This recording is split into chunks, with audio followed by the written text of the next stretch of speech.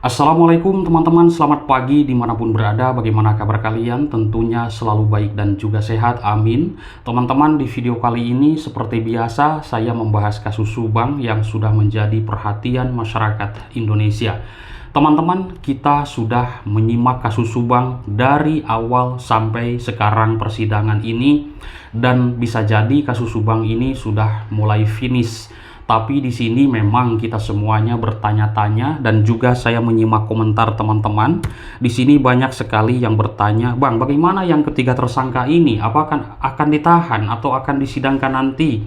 Nah, teman-teman, untuk saat ini saya belum bisa menjelaskan hal itu karena saat ini kan masih proses yang dua orang. Ataukah nanti sesudah vonis Pak Yosep dan juga Danu, akankah ketiga tersangka ini disidangkan? Kita lihat saja, serahkan kepada pihak Pengadilan Negeri Subang atau Majelis Hakim ya teman-teman. Karena sampai saat ini kita belum mendengar kabar bagaimana apakah akan ditangkap atau di penjara atau disidangkan, seperti itu. Baik teman-teman, di video kali ini saya akan membahas lagi tentang sebuah statement dari Pak Yosep Hidayah dan juga Danu. Danu dalam pledoinya, statementnya di situ sudah pasrah apapun yang akan keputusan majelis hakim nanti, dan dia dan saya menurut dia sudah mengakui keterlibatan dalam kasus ini waktu kemarin di pledoi. Lalu Pak Yosep Hidayah dalam sebuah statementnya yang sudah kita banyak dengar di publik, bahwa kesal sekali dengan seorang penyidik. Nah, dulu kan Pak Yosep ini statementnya selalu 100% serahkan ke penyidik kasus ini. Bapak serahkan kepada penyidik. Namun sekarang Pak Yosep banyak statement kekesalan terhadap penyidik tersebut ya, dan sering menyebutkan namanya. Entah ada apa ini permasalahan di antara mereka ya. Kita ini belum terbuka sebenarnya. Baik, teman-teman, Pak Yosep Hidayah kemarin ya sempat kembali mengoceh di persidangan atau di pengadilan kepada para awak media, dan kemarin pun sudah dibahas. Lalu di sini juga banyak yang bertanya, "Bang, bahas lagi tentang masalah DNA asing yang ada di baju Danu." Ini menjadi polemik di masyarakat, tanda tanya besar kita semuanya juga. Namun kemarin saya sudah membahas di video ini, di tengah-tengah sampai ke ujung ya, itu saya full membahas DNA asing yang ada di baju Danu di video ini ya. Tadi juga ada yang komentar bertanya, "Bahas lagi Bang lah tentang 3 DNA asing." Di video itu disimak dulu. Baik teman-teman, Pak Yosep Hidayah selalu ngoceh kepada para awak media dan mengaku bahwa dirinya jadi korban salah tangkap. Saya pun penasaran dan juga ingin bertanya bagaimana pendapat teman-teman. Apakah benar Pak Yosep ini salah tangkap seperti itu? Atau bagaimana? Ya, silahkan berkomentar. Kita sama-sama, teman-teman.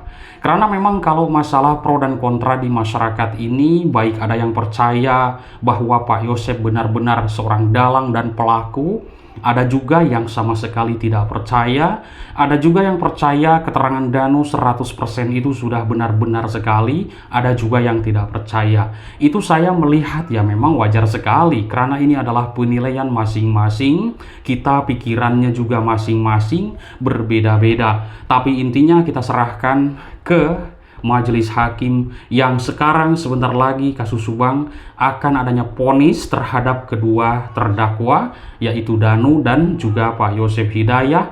Nanti dikabarkan di tanggal 25 Juli 2024, sebentar lagi ya. Nanti saya kalau misalkan diizinkan live streaming, pasti akan live streaming ketika adanya putusan. Namun biasanya akan ketat teman-teman, karena putusan atau vonis itu biasanya akan disortir, yang masuk juga tidak sembarang asal masuk ya. Tapi kita lihat saja nanti. Saya ingin sekali live streaming kalau bisa ya di dalam itu ketika adanya vonis. Baik teman-teman, akan tetapi meskipun tidak bisa live streaming nanti, saya akan tetap memantau kasus ini sampai kapanpun, sampai selesai, sampai tuntas, karena ini kita mengikuti sudah lama ya. Kita sekarang nanti akan dikejutkan lagi adanya, yaitu tentang masalah dugaan korupsinya ini kasus nih. Dan saya mendengar kabar-kabari ya dari teman-teman YouTuber di sekarang ini, yaitu lagi pemeriksaan juga nih masalah sekolah. Ya, guru-guru yang lama yang baru sekarang diperiksa gitu. Nah, ini kan ramai ya nanti teman-teman. Kita ikuti sampai mana nih endingnya kasus Subang ini. Apakah akan banyak lagi tersangka lain di bidang pembunuhannya atau di krimsusnya, yaitu tentang masalah dugaan pencucian uang tersebut di sekolah. Kita lihat. Karena kasus Subang ini ada dua, pembunuhan dan juga pencucian uang. Tentunya ini ada sambungannya dengan motif ya. Motifnya keuangan atau kekuasaan atau iri karena Amel dan Ibu Tuti sudah sukses punya sekolah ya kan, seperti itu. Namun dikabarkan sekolahnya itu tidak ada muridnya, luar biasa. Dan ini adalah fakta sidang, muridnya fiktif, dan itu sudah dikatakan juga oleh Pak Wahyu, kepala sekolah. Baik teman-teman, Pak Yosef Hidayah menyebutkan nama Irlansyah telah banyak melakukan rekayasa dalam penyidikan kasus pembunuhan yang menimpa anak dan istrinya. Saya memang di sini bertanda tanya juga, kenapa Pak Yosef ini bisa tahu bahwa seorang Irlansyah ini merekayasa kasus atau penyidikan ini. Nah, di sini pun memang publik banyak sekali yang berkomentar. Kok aneh ya, Pak Yosef ini kok bisa tahu bahwa Pak Irlansyah ini melakukan rekayasa dalam penyidikan kasus Subang yang telah menimpa istri dan anaknya. Nah, di sini ini Pak Yosef sering menyebutkan nama Irlansyah, entah ada apa. Kita pasti tanda tanya. Oh, ternyata di sini juga ada yang komentar, dia adalah obstruction of justice yang menukar harddisk menghilangkan CCTV. Sekarang belum terkuak, benarkah harddisk tersebut sudah kosong atau benarkah CCTV tersebut merekam Pak Yosef? Kalau misalkan kita semuanya sudah melihat di persidangan, itu artinya sudah diproses. Kan sekarang masih sepi, ya kan? OOJ-nya masih sepi nih, teman-teman. Apakah nanti sesudah adanya vonis, OOJ-nya baru nih diproses? Harusnya kan biasanya obstruction of justice dulu, yang menghilangkan barang bukti, segala macam, yang merusak TKP, segala macam, barulah itu disatukan dengan kasusnya. Kan seperti itu. Akhirnya terbuka semuanya. Makanya di sini menjadi polemik di masyarakat. Jadi banyak sekali statement juga dari Pak Yosef dan Pak Rohman ini seolah-olah dipaksakan seperti itu. Ya, kita lihat saja nanti benarkah salah tangkap atau tidak. Statement Pak Yosef saya bacakan ya. Oknum polisi tersebut telah banyak berbohong saat penyidikan maupun di persidangan. Menurut Pak Yosef, kenapa bisa tahu seperti itu? Ataukah Pak Yosef benar-benar tahu masalahnya, tapi si oknum ini menyebutkan yang lain tidak sesuai dengan keinginan Pak Yosef atau bagaimana? Kan seperti itu ya. Kita bertanya-tanya juga teman-teman. Karena statementnya di sini menurut Pak Yosef Hidayah yang sudah kita dengar di berbagai media massa, saya bacakan, oknum polisi tersebut telah banyak berbohong menurut Pak Yosef saat penyidikan maupun di persidangan. Jadi apa sih yang benar? Kan seperti itu ya. Oke, lalu saya hanya tumbal dari kasus pembunuhan istri dan anak saya karena kasus ini banyak direkayasa. Tidak ada bukti yang kuat dan hanya mengandalkan keterangan Danu seorang. Nah, kalau ada statement seperti ini, lalu bagaimana dengan keterangan saksi di pengadilan fakta sidang, keterangan ahli fakta sidang yang sudah menyebutkan bukti-bukti, ya, keterangan terdakwa, lalu petunjuk dan juga surat. Apakah dari keterangan di pengadilan ini, dari keterangan saksi-saksi, tidak ada petunjuk? Kan banyak sekali petunjuk teman-teman. Jika ada statement seperti ini, saya hanya tumbal dari kasus pembunuhan anak dan istri saya karena kasus ini banyak direkayasa. Siapakah yang merekayasanya? Oke, tidak ada bukti yang kuat.